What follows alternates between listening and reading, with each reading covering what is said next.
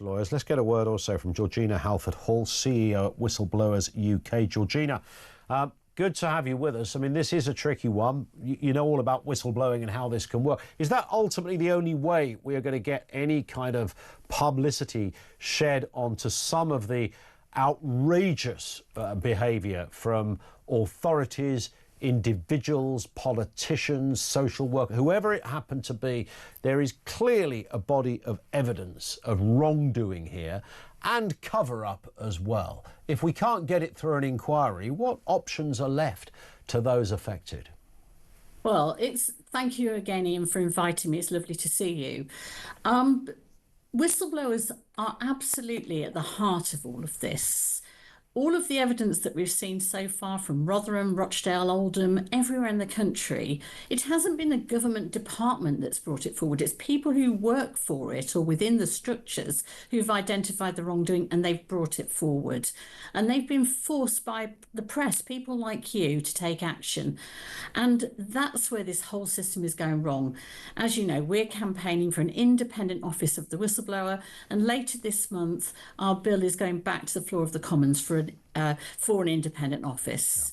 Yeah. If people don't have a safe space to speak up, this is never going to be resolved. And, you know, dare I say that this government has promised a lot, so did the last, and they've all made a lot of noise through inquiries, but nothing comes from them. I'm not anti-inquiry. I think we need to look at the structures around it that have failed whistleblowers and failed victims, but we also need to address the thousands of victims who are awaiting compensation, the thousands of whistleblowers who are waiting to go through an employment tribunal where they're forced to look for compensation. This is bonkers. Yeah. More taxpayers' money being wasted, because we could have one overarching organisation that captures all the evidence, passes it to the right department, and the government can make sure they do their jobs properly. What you'd like to think that this would be a fairly straightforward setup, wouldn't you? I mean, there's no, it's not as if we're starting from scratch here. You know, we've got already thousands of victims. We know that there have been massive shortcomings in local authorities and beyond.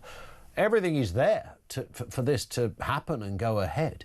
And yet there are some pretty, I don't know whether they're powerful or what they are, but some pretty strong voices who seem to want to shut this thing up. Well, I think the problem is that the buck stops with the government, and then from that the buck goes down to the police and all the other agencies and organisations who over tens of years have completely and utterly failed. Yeah. You know, child rapists, let's call them what they are, they need to be apprehended now. And it doesn't matter what their ethnicity is. This is about anybody who breaks the law. They need to be taken off our streets. And Jess Phillips has talked, and I admire Jess Phillips, about mandatory reporting, but that's not going to create a culture of openness and honesty. And it's certainly not going to solve the problem, because whistleblowers are just going to be given an additional level of fear. You know, they're doomed if they do speak up, doomed if they don't, because they have got nowhere safe. Nobody is championing whistleblowers. You know, we look to Baroness Kramer, who keeps bringing this bill forward, and we now need the government to get a grip and do the same thing, because every single citizen needs the safety net of somewhere to go to. Yep. If the police aren't talking to them. Let me just say, we've had dozens of police officers come to us in recent weeks. I don't know what has prompted this upturn, and social workers. I was talking to one earlier this morning who've all been reporting, in effect, criminal offences that are being caused by people who wear police uniforms or work for social services, not because they're assaulting people or children, but they're actually failing to report it or don't 100%. Want to report it. Yeah. And it doesn't matter what we're told about the culture's changed. The culture hasn't changed. Nope. And police officers are still being arrested for doing their job in the same way that I was. We should not live in fear because we report wrongdoing. We should actually expect people to take it and actually take action.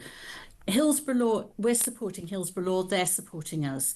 Duty of candour has to mean something, but it cannot mean anything unless those who actually use their duty of candour are protected from retaliation. You only have to go to our employment tribunals to see all of the dozens of cases and how badly people have been treated. And we just lose sight of what is going wrong. Well, listen, Georgina, they are very powerful words, and everything you say, I think, is echoed and agreed with at this end. I wish you luck in everything you're doing with this campaign and others. Georgina Halford Hall, CEO at Whistleblowers UK. You can hear, I mean, this